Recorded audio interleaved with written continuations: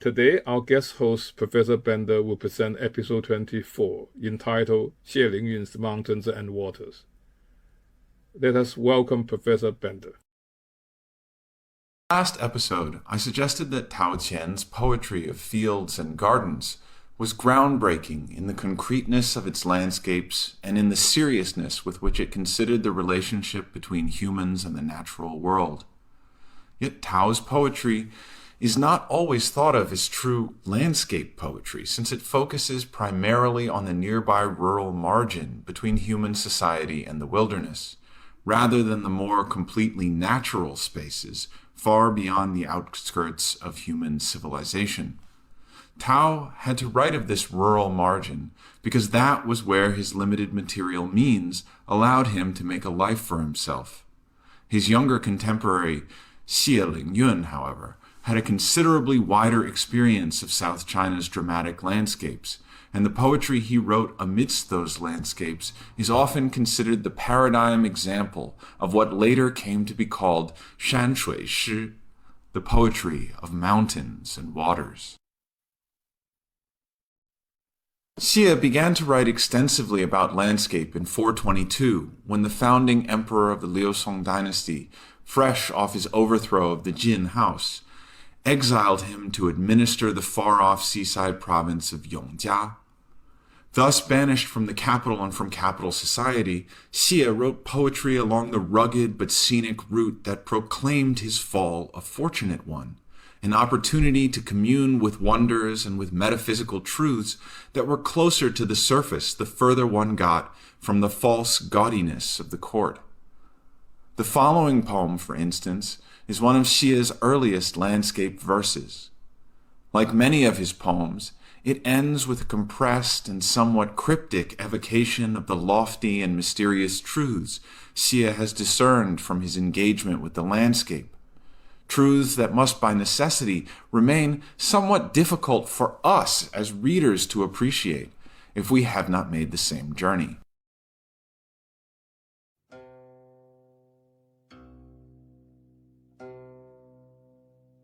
Fuchun, Isle. By night I cross Yupu Pool, at dawn to reach the walls of Fuchun. Mount Ding is far off in clouds and mists. At Red Pavilion there is no berth. Going against the current, lashed by its startled hurrying. Overlooking the bank, I'm blocked by its jaggedness. Clearly, I lack Bohun's endowment, and the dangers here surpass Lulang Gorge. But what comes continuously, one should become used to. In doubled mountains, stopping and lodging is right.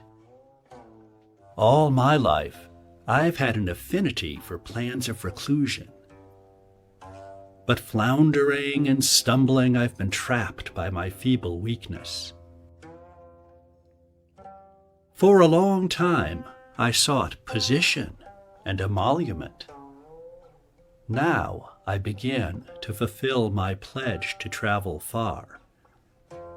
My long suppressed aims are gradually unfolding. All human business withers and falls away.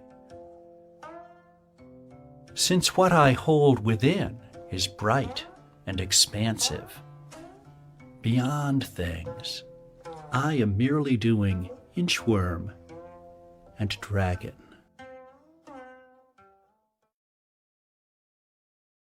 This poem begins by announcing the poet's itinerary. He is making a daring night journey, arriving at dawn at the outpost on Fuchun Isle. He starts out looking back over his shoulder towards his estates and the capital region, and the name of the mountain he sees looming over them in the distance, Mount Ding or Mount Stable, mocks the lack of stability he is experiencing in his exile. The journey is perilous, and the lashing waters and the jagged bank make him worry that he does not have the temperament for undergoing such dangers. Yet after he remembers stories of people who could retain their equanimity amidst hardship, stories drawn from the Zhuangzi, an ancient Taoist classic that often extols the virtues of reclusion, Xie's perspective begins to shift. He sees in the river's currents coming continuously an image from the water hexagram of the I Ching, or the Classic of Changes, and he remembers that the sagely authors of that text prescribe in such a situation learning to accommodate oneself to danger. And looking up, he sees layer on layer of mountains, the form precisely of the mountain hexagram in the same Classic of Changes, which advises going into reclusion when times get tough. Having now seen in the landscape the teachings of China's ancient sages, Xie begins to reconsider the reluctance and fear this journey to Yongjia initially inspired in him. Hadn't he always wanted to leave the sordid human world behind? Hadn't he always yearned to be a lofty recluse, freeing his mind by giving up concern for court rank and privilege? By the end of this poem, Xie is positively looking forward to his exile. He would, as it turned out, spend much of his time in Yongjia enjoying himself, exploring and writing poetic descriptions of its gorgeous landscapes. After about a year there, however, Xie grew tired of Yongjia and decided to claim illness as a pretext for giving up his official career and returning to his massive estate at Shining in the modern-day prefecture of Shaoxing in Zhejiang. Xie was the inheritor of two of the most storied aristocratic lineages of the 4th century, and his estate consisted of a large tract of mountainous landscape, with multiple mountain lodges, each supplied by a small army of servants that Xie also employed to open up trails for his rambles through untracked wilderness. Over the next several years, he wrote extensively of the impressive landscapes of his estate, proclaiming to the human world in poems that were greedily circulated in the capital that none of its denizens had the spiritual capacity to join Xie in his often mystic appreciation of the mountains and waters on his lands.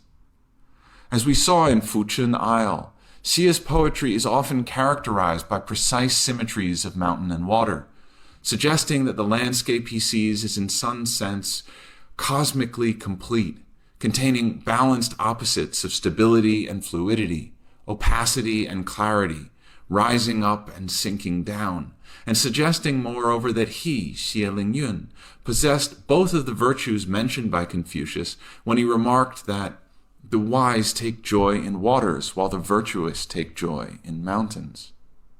The poetry that Xie wrote during this period of reclusion on his estate also continues the dense elusiveness and the cryptic language of Fuchun Isle, often leaving his readers bewildered at the ends of his poems, as if to demonstrate how his experience in the landscape had raised him to rarefied spiritual states far above those of the common reader back in the human world.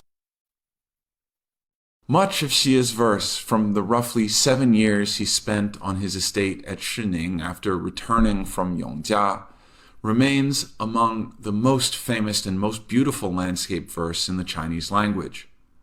This is very great poetry, but it is a poetry that is fundamentally enabled by the servants Xie never bothers to mention, and that he takes for granted when he laughs in one of his poems at those sorts of recluses who, like Tao Qian, actually had to work the land in order to make a living. In this sense, though Xie's landscapes are far more dramatic, more stirring, and often more beautiful than the humbler fields and gardens that filled the verse of Tao Qian, the poetry he wrote in the comfortable years he spent on his estate can sometimes begin to seem hollow. In 430, however, Xie was exiled once again, this time even further south, first to modern-day Fuzhou in Jiangxi, and then, after about a year, even further to modern-day Guangzhou. On these journeys, separated from his estate and from the army of servants he had there, he broke out of his accustomed patterns to write a poetry far more haunting than any he had written before. The following poem is one of my personal favorites.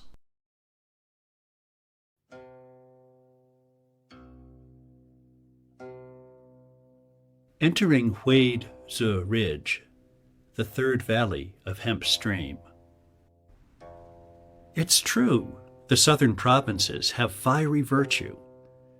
Cassia trees rise over wintry mountains.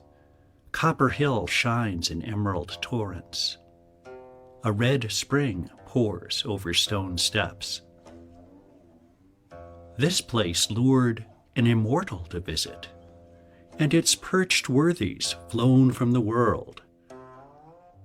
Its precarious paths cannot be measured. The road to heaven is no city street or country lane. Following it, I climb to the head of the many mountains.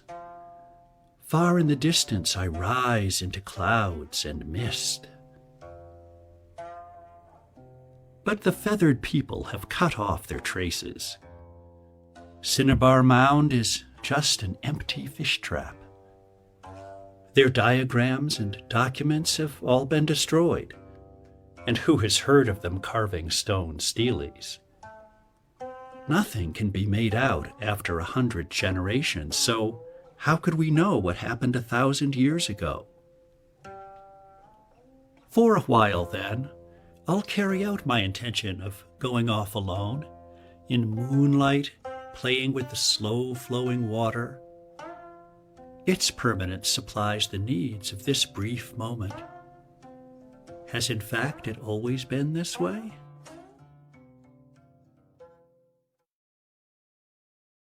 The arc of this poem is almost diametrically opposed to that of Fuchun Isle.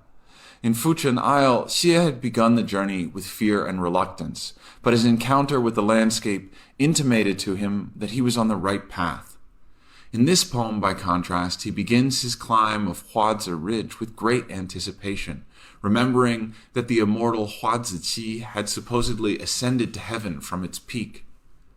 At the outset, moreover, everything seems propitious, as Xie had learned to expect from the ancient poem Yuanyou, or Far Roaming from the Chuzi, which describes a journey towards transcendence. This southern mountain bore on its sides flourishing cassias symbolizing immortality by not withering in winter.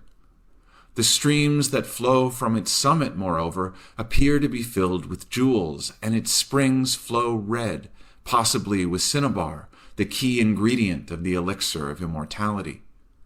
Yet when Xie arrives at the summit of the mountain, he finds nothing. There's no trace of the immortal Huadza, and nothing to teach Xie the secrets of immortality. And this matters to Xie, because he knows he will probably die in this exile, as in fact he would, sentenced to execution in the marketplace in 433. Finding no trace on Huadza Ridge of the techniques of immortality, Xie realizes, looking out from its peak, that all he has of this world is a brief moment in it. The mountain will remain and the moonlight will return night after night, but like everyone else who has ever lived, his time is fleeting. Insofar as Xie attains through his exploration of the landscape here a new and deeper understanding, entering Huadza Ridge represents a continuation of the poetic patterns that had defined his landscape poetry since the time of his first exile to Yongjia. At the same time, though, it also represents a reversal of those same poetic patterns and of the significance that had animated them. What Xie realizes in this late poem is no longer a truth accessible from his lofty perch in the mountains, but too elevated for those groundling denizens of the human world.